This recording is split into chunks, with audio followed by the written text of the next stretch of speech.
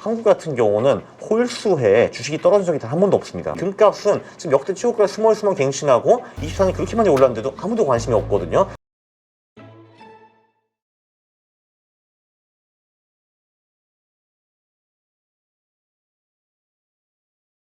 자, 이번엔 네. 우리 강한국 작가 주식 관련해서 좀 질문을 드리겠는데요. 네. 현재 주식 시장에서 가장 주목하고 있는 섹터 있다면 어디 있습니까? 관심 갖고 있는? 지금 저는 관심 있는 섹터가 사실 하나도 없습니다. 지금 섹터 같은 경우는. 네. 원래 우리 강한국 작가가 여러 차례 반복적으로 이야기해서 많은 분들이 기억하실 텐데 주식은 10월 말에 산다고 그랬나요? 네, 그렇습니다. 네. 네. 그래서 4월 달에 판다. 네. 이 전략. 그렇다면 아직은 주식 투자 한 10월 달에 들어가는 걸로 생각하고 지금 계속 보고 있다. 이 정도로 이해를 해야 될까요? 네, 저 같은 경우는 이제 미국 주식은 했습니다. 왜냐면 미국 주식 같은 경우는 재선이 있는 해에는 그 5월, 10월을 무시하고 보통 계속 오르거든요. 그래서 그래서 그럭저럭 재미를 보고 있고, 근데 또 이제 그 재선 해인데도 불구하고 보통은 한국 주식은 별로 안 좋더라고요. 그래서 이제 싹 팔아치웠는데. 네, 실제로 한국 주식이, 그러니까 제가 언제 팔았냐, 4월 18일인가 그때 판 것 같은데, 작년. 그 후에 흐름이 올해죠. 올 4월. 그 후에 이제 커스피도 흐름이 안 좋고, 커스닥은 흐름이 매우 안 좋은 걸로 저는 이제 알고 있습니다. 그래서 휴 잘했다 생각을 하고 있고요. 네, 말씀하셨다시피 10월 말이 오는데, 네, 10월 말부터는 저는 이제 한국 주식, 미국 주식 다 이제 들어갈 것이고, 아마 이번에는 일본과 중국도 조금 담을 것 같습니다. 일본, 네. 중국도? 그렇죠. 네.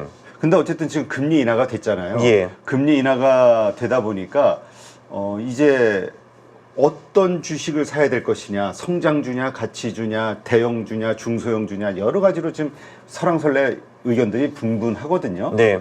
어떻게 보세요?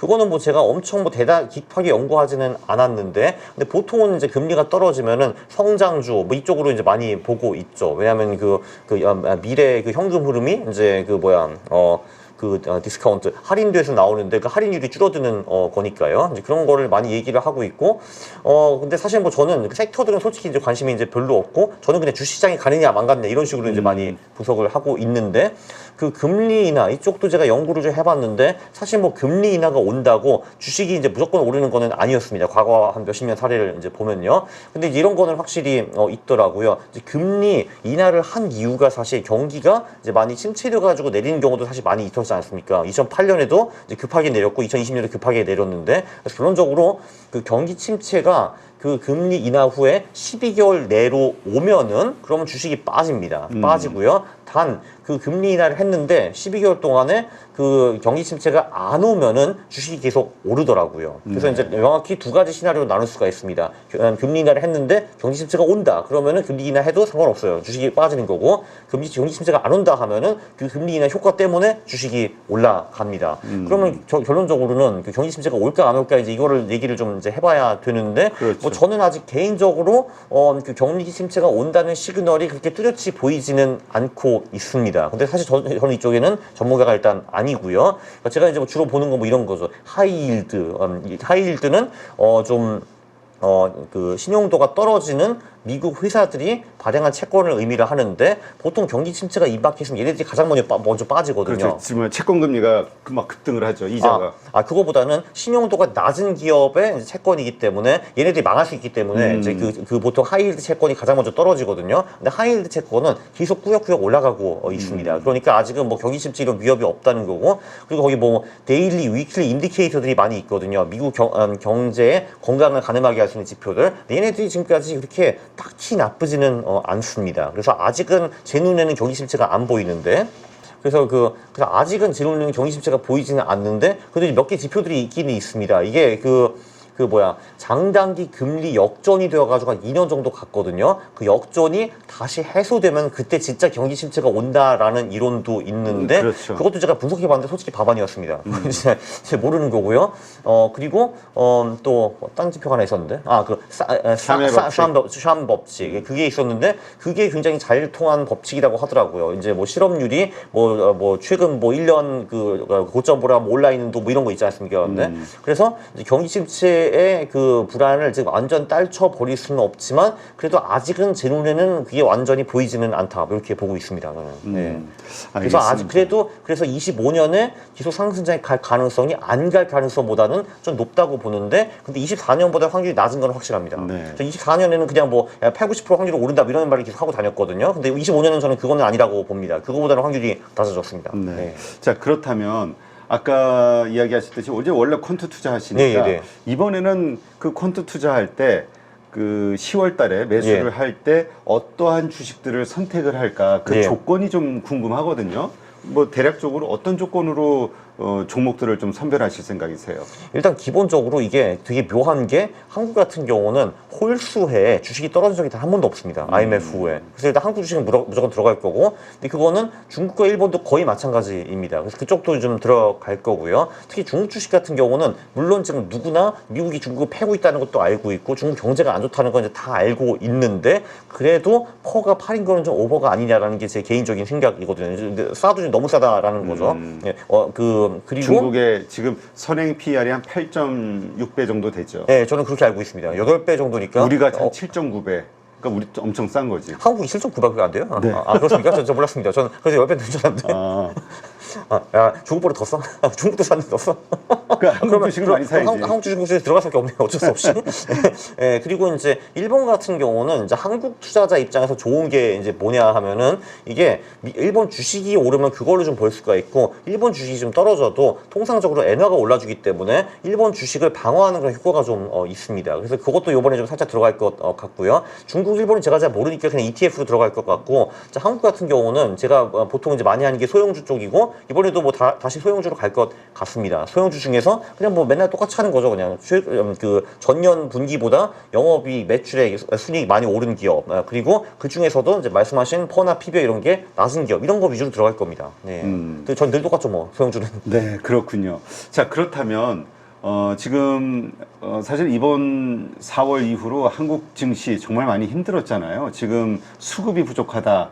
뭐 사주는 사람이 없다. 네. 밑에서 받쳐서 사지 공격적으로 사지는 않는다. 뭐 네. 일반적으로 네. 뭐 테마주들 말고는 이러한 여러 가지 이유로 약세장이 계속 지속된 이유로 삼고 있는데 네. 좀 앞으로 이 투자들 초보 투자자들이 이러한 시장에서 좀 실수하지 않고 돈을 벌기 위해서는 어떤 자세, 마인드 이런 것들이 필요할까요? 사실 그 개인 투자자가 할 수 있는 가장 큰 실수는 조급하게 이제 수익을 많이 원하는 거인데 이제 보통 코인하는 사람들은 선물 가가지고 박살이 나죠. 네, 그게 선물. 네, 그래서 사실 한국에서도 그 3배 레버리지 상품 하시는 분들이 굉장히 많은 걸로 알고 있는데 그거 좀 안 했으면 좋겠습니다. 저는 사실. 네, 그게 가장 큰 문제가 되겠죠. 그리고 뭐 두 번째 문제는 일단 기본적으로 사람이 자존심이라는 게 있는데 이게 투자에는 도움이 하나도 안 됩니다. 네, 그렇기 때문에 일단 내가 이제 뭔가 나름대로 생각해가지고 뭔가를 들어갔는데 얘 가격이 빠진다. 그러면 그냥 당신이 틀린 거를 인정을 하고 그냥 파는 것이 좋습니다. 네. 참 우리 일반인들이 이런 얘기를 한다 그러면 참 공감이 안 되는데 우리 강한국 작가는 어쨌든 샐러리맨, 네, 월급을 모아서 경제적 자유를 얻으신 분인데 투자를 통해서 지금 월급을 가지고 지금 뭐, 저번에 보니까 한 50억 정도 모으셨다 뭐 이렇게 들은 것 같은데. 그러니까 이제 제 계좌에 쌓인 돈이 있고, 예, 그건 몇십억 되고, 그리고 이제 지분들이 좀 있거든요. 근데 그 지분을 얼마를 평가할까 이게 결국은 핵심이긴 합니다. 비상장 네. 주식들. 그렇죠. 그래도 50억 넘어갈 것 같습니다. 네. 네. 뭐 개인적인 목표가 네. 있어요. 네? 왜냐면 저요. 네.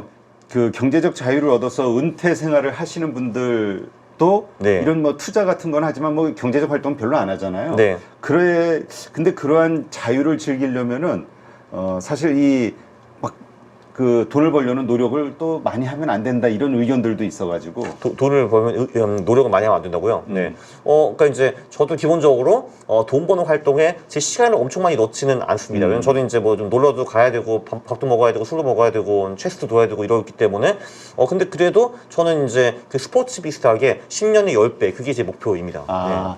그럼에도 불구하고 가지고 있는 자산을 10년 단위로 10배씩, 그럼 1년에 한 배씩 불린다는 얘긴데. 아, 그건 아니고요. 그 이제 복리율 26% 정도입니다. 근데 그거를 제가 투자로서만 할 수 있으면 좋긴 한데 제 투자 실력이 그 정도는 안 되거든요. 그래서 이제 뭐 이것저것 딴 것도 하고 있습니다. 사실 뭐 책도 팔고 있고 강의도 팔고 있고 사업도 하고 있고 예, 이런 거 저런 여러 거 하고 가지 있습니다. 활동들을 네. 통해서. 네. 근데 이제 그걸 보면은 사람들이 이제 야, 그 뭐라 그렇게 사냐라고 하시는데 근데 이게 결국은 이런 거더라고요. 그러니까 저한테는 취미 생활이 남들한테는 일로 보이더라고요. 그게. 그러니까 저는 사실 그게 제일 재밌거든요. 그냥 뭐 그 유튜브 영상 만들고 예, 그리고 이제 그거 연관돼 가지고 이제 떠들고 강의하고 이제 그 관련된 책도 팔고 강의도 하고 그리고 지금 하는 사업도 재밌거든요. 근데 이제 그 딴 사람들 입장에서는 그게 일하는 것처럼 보이더라고요. 근데 이제 저한테는 사실 그게 제일 재밌습니다. 네.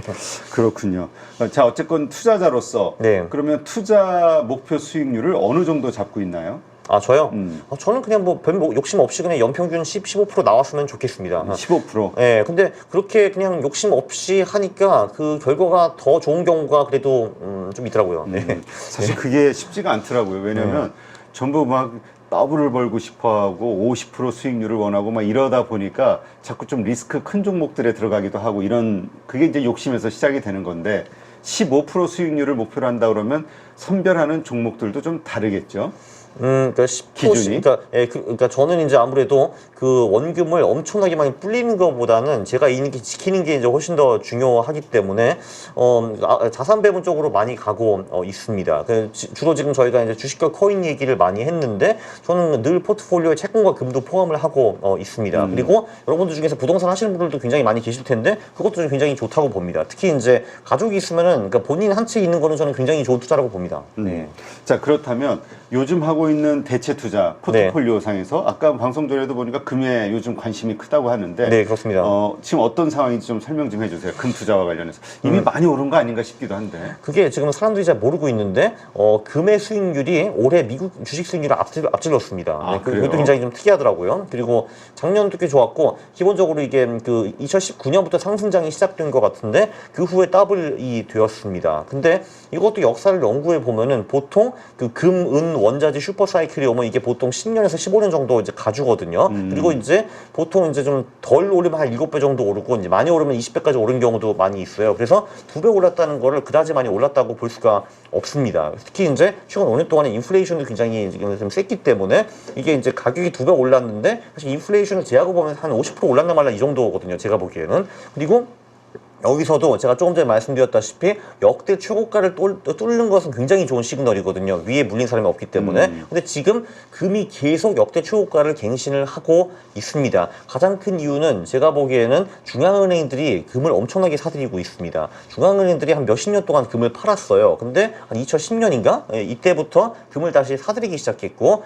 최근 몇 년 동안에 그 속도가 빨라졌습니다. 특히 2022년, 23년에 금을 엄청나게 사들였고 24년 상반기에 사들인 금액이 작년 대비 6% 정도 늘었는데 이제 그 이유는 아무래도 우크라이나 전쟁이 터지고 나서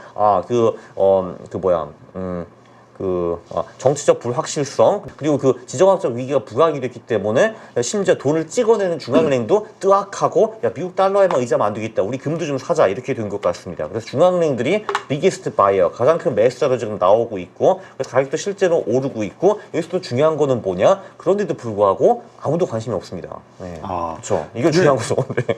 그렇지. 왜냐면 진짜 돈 버는 건 소리 소문 없이 오르다가 이제 모두가 열광해서 맞습니다. 관심을 가질 때가 맞습니다. 매도 시점. 네. 그렇죠. 네. 근데 저도 그래가지고 한 일주일, 2주일 전에 이제 그 금이 역대 최고가 뚫었다 이런 식으로 영상을 찍었는데 10,000명밖에 안 보더라고요. 이게 말이 되냐 이거죠. 그래가지고 저기 금보다 본인한테 문제 있는 거 아니에요? 그렇죠. 이제 제가 영상을 잘못 찍었죠, 물론. 근데 그것만 다 미루어 봐도 사람들이 확실히 관심이 없습니다. 이제 엔비디아 하면은 소위 그냥 저기 골목에 걸어 다니는 사람들 다 이제 관심이 다 있는데, 알죠. 근데 금값은 지금 역대 최고가 스멀스멀 갱신하고 24년이 그렇게 많이 올랐는데도 아무도 관심이 없거든요. 이거는 아직은 좀 갈 가능성이 충분히 있다라고 저는 보고 있습니다. 네.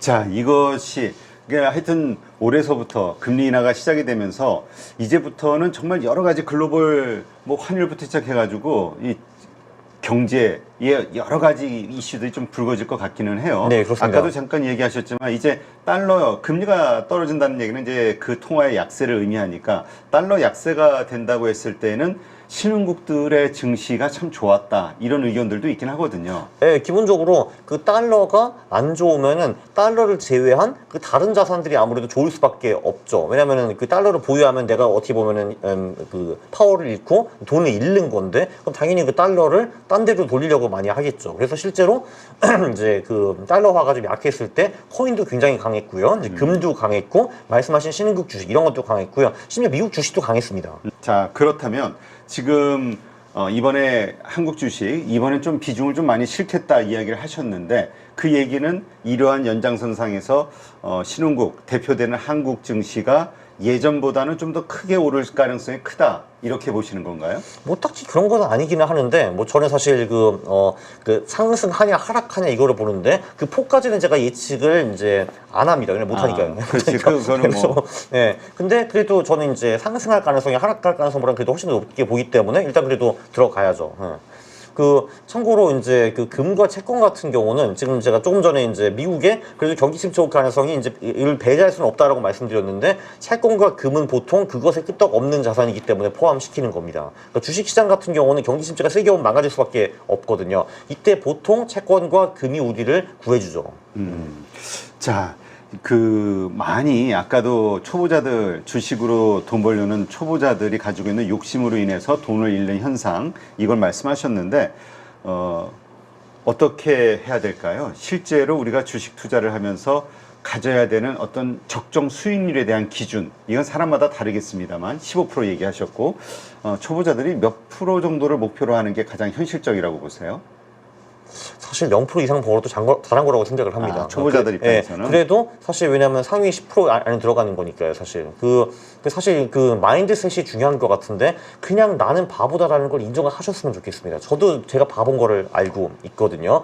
이게 기본적으로 뭐 아무리 학교에서 공부를 잘해봤자 IQ가 200인데 그래봤자 미물일 뿐입니다. 시장 내에서는 시장의 IQ 2000이라고 보시면 돼요. 그래서 그냥 한마디로 우리는 시장을 그러니까 한마디로 시장에 참여하는 사람들이 바보다라고 생각하면 안 되고 내가 바보라고 생각을 해야 되는 겁니다. 그래서 내가 뭔가 샀는데 떨어지면 그럼 그렇지 내가 바보구나 하고서 빨리 잘라버리고 내가 뭐 샀는데 올라간다면 내가 바본데 이게 말도 안 돼 내가 운이 억세게 좋구나 이렇게 생각을 하시는 게 정신 건강에도 바람직하고 당신 포트폴리오에도 좋을 겁니다. 네. 자, 그런데 지금 AI 시대가 열렸잖아요. 네. 우리 뭐 여러 가지 챗GPT를 포함해서 다양한 뭐 IQ 2만짜리 개인 비서가 옆에 있는 거나 마찬가지다 이런 표현을 쓰는 분들도 있던데. 예. 자, 이 AI 시대가 열리면서 이러한 그 개인 투자자들도 활용하면서 투자 수익률을 올리는데 도움이 될 수 있다고 보세요?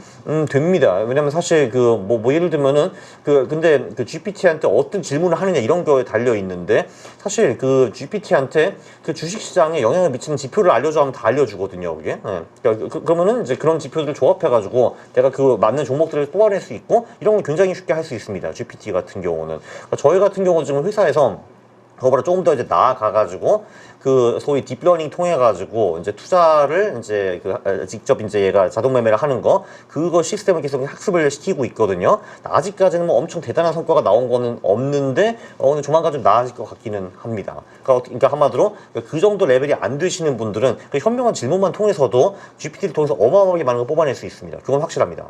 네, 뭐 예를 들면 그런 것도 할 수 있죠. 야, 워렌 버핏 투자 잘한다는데 걔 도대체 뭐 하는 사람이야? 걔 투자 어떻게 하는데? 걔 어떻게 그 종목을 발굴하는데? 뭐 이런 거를 다 물어보면 다 친절하게 답변을 줍니다. 네.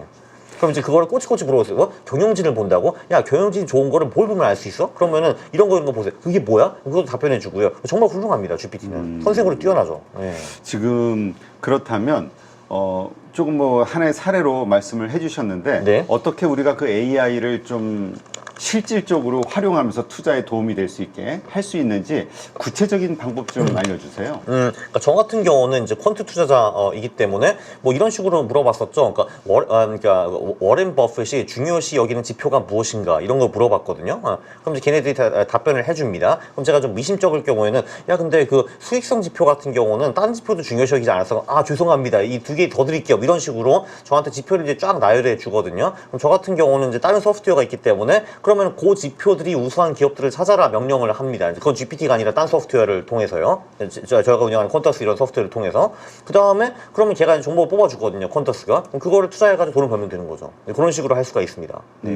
그렇군요. 네, 그리고 그거를 이제 워렌 버핏이 아니라 뭐 내가 이러면 그레이엄을 좋아한다 그러면 이제 그레이엄이 좋아하는 지표가 뭐냐, 또는 피터 린치가 좋아하는 지표가 뭐냐, 이런 식으로 투자를 할 수가 있고요. 그리고 내가 퀀트 투자자가 아니고 이제 그러니까 그 비퀀트 투자자, 뭐 가치 투자자 이런 경우에도 그냥 다이렉트하게 걔를 통해서 배울 수가 있습니다. 그러니까 뭐 예를 들면은 내가 이제 그 워렌 버핏이 이제 말한 그런 자료들 같은 걸 PDF로 가지고 있다라고 하면은 그런 걸 몇 개 집어넣으면은 워렌 버핏 보옷을 만들 수가 있거든요. 강원국보도 그래서 하나 있습니다. 제가 가진 PPT라든지 책이라든지 전부 다 PDF를 갖다 받고 질문을 하니까 한 85% 정도 맞더라고요, 보니까. 아, 그래요? 네. 그래서 버핏도 충분히 가능하거든요. 근데 버핏이 굉장히 많은 자료를 남기지 않았습니까? 그런 걸 다 모아가지고 PDF, PPT 이런 걸로 다 갖다 받고, 그럼 이제 네가 버핏이지, 야, 너 어떻게 하면 돼? 질문하면은 얘가 버핏이 한 것처럼 꽤 친절하게 답변을 해줍니다. 그러니까 한마디로 버핏이 물론 이제 내 선생님이 되었다는 건 좀 오버인데 버핏의 기능의 90% 정도 갖고 있는 그런 AI가 내 선생님이 되었다는 걸 보시면 되는 거죠. 네. 그건 상당히 엄청난 겁니다. 네. 그렇군요. 이러한 식으로 활용해서 내가 부족한 부분을 좀 채워줄 수 있다. 이걸 얼마나 잘 활용하느냐가 또 결국 경쟁력이기도 하겠네요. 그렇죠. 그리고 대부분 사람들은 또 선생의 말을 또 안 듣지 않습니까? 네. 여기서 이제 문제가 많이 생기는데, 네, 그렇죠. 그래서 좀 들으세요. 좀. 우리 버핏 AI 봇이 당신보다 뛰어날 가능성은 매우 높습니다. 네. 자, 그러면 지금 네. 한국 시장에서 나오고 있는 그 투자자들의 여러 그 뭐라 그럴까 반응 네. 혹은 투자와 관련한 전략 이거 관련해서 한국 증시에서는 단타를 해야 된다 이런 얘기들이 많거든요. 예. 이 부분 동의하세요? 왜냐하면 올랐다가도 그냥 바로 빠져버리고 하니까 올랐을 때 무조건 팔아야 된다. 사실 사실 저는 어느 시장이나 그 단타, 중타, 장타 다 된다고 보는 사람입니다. 사실 저도 사실 돈을 제일 많이 벌었을 때가 그 2009년부터 17년 동안의 그 긴 흥보장이 있지 않았습니까? 네. 2000 떨어졌다가 2000 떨어졌다, 2000 이 흥보장이 제가 제일 많이 벌었거든요, 돈을. 근데 그때로 제가 단타는 하지는 않았고 보통 한 3개월에서 6개월에 한 번 리밸런싱하는 뭐 그런 이제 소형 가치주 이런 거 주로 많이 했거든요. 그래서 저는 이제 한국에 단타만 된다라는데 제가 동의하지 못하겠습니다. 물론 단타도 잘하는 사람들은 굉장히 많이 봅니다. 단타를 통해서. 네. 네, 그것도 그러니까- 충분히 가능한 시장이죠. 그러니까 결국은 네. 이제 자기가 얼마만큼 어떤 것이 됐든 거기에 대한 그 스킬이 아니면 그 이해도가 높으냐 실력이 있냐 없냐 이거에 따라 경험치가 있냐 없냐에 따라 달라지겠군요. 네, 저는 100% 동의합니다. 그냥 본인의 실력을 부재를 이제 그 책임을 시장에 돌리는 거죠. 네, 그 모든 시장이든 벌 수 있는 돈은 방법 다 있고요. 그럼 저는 그렇게 되묻고 싶죠. 아니 그러면은 그 미국 시장이 그렇게 쉬우면 거기 가서 하든지라고 말하고 싶습니다. 누가 너를 막니? 네. 미국장에 간다고 해서 무조건 돈 벌지는 않을 것이다. 그렇죠. 네. 네, 오늘도 이렇게 해서 강환국 작가 모시고 투자와 관련된 여러 가지 말씀을 좀 들었고요. 하여튼 10월 달부터 또 투자를 시작하신다니까 또 좀 지나서 어떤 주식들을 어떤 기준으로 담으셨는지 10월 이후에 또 한번 모셔서 듣도록 하겠습니다. 오늘 좋은 인사이트 고맙습니다. 감사합니다.